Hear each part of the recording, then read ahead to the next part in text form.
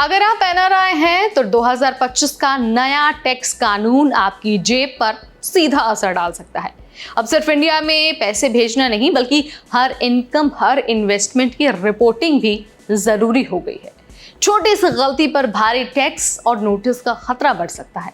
तो आज की ये वीडियो देखने के बाद ना आपको समझ में आ जाएगा कि भाई 2025 में कौन कौन से 4 बड़े बदलाव हुए हैं और कैसे आप टैक्स बचा सकते हैं। तो चलिए फटाफट से आपको सब कुछ बता देते हैं बहुत इजी लैंग्वेज में। Hi everybody, you watching NBT tech it and I am your host Neha Upadhyay. तो भाई सबसे पहला सवाल ये कि 2025 में एनआरआई की डेफिनेशन में कुछ बदलाव है। अब क्या बदलाव है?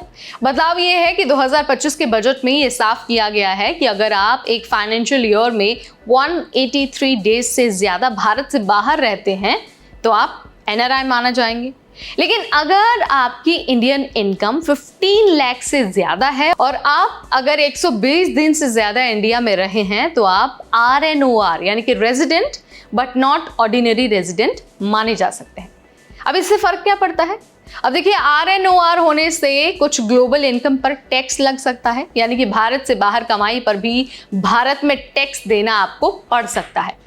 अब जरा बात कर लेते हैं सबसे बड़े बदलाव की, यानी कि 2025 से जो सरकार एनआरआई की ग्लोबल इनकम पर ज्यादा फोकस कर रही है उसके बारे में बात कर लेते हैं। अब देखिए, अगर आप इंडिया में रिटर्न फाइल करते हैं और आपकी जो विदेशी कमाई है वो इंडिया में ट्रांसफर होती है तो आपको उसकी डिटेल्स देना बहुत ज़रूरी है।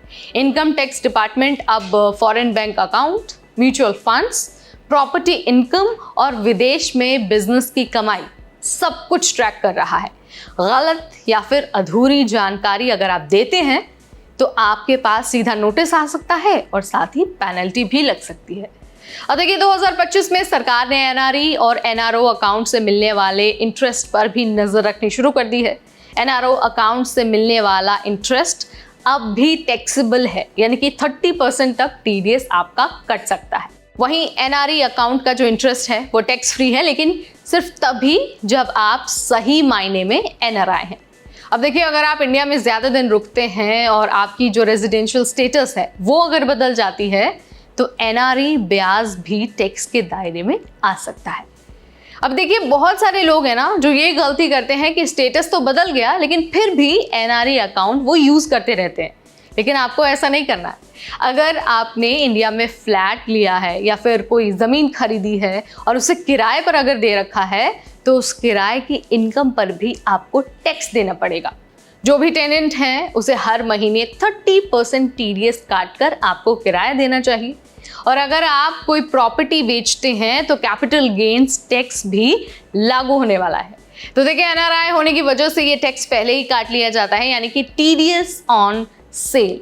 अब देखिए, यहाँ पर गौर करने वाली बात यह है कि 2025 में ना एक और नया अपडेट आया है। अपडेट के अनुसार अगर आप भारत से बाहर पैसे भेजते हैं, जैसे बच्चों की पढ़ाई के लिए या फिर इन्वेस्टमेंट के लिए, तो उस पर TCS यानी कि टैक्स कलेक्टेड एट सोर्स लगने वाला है।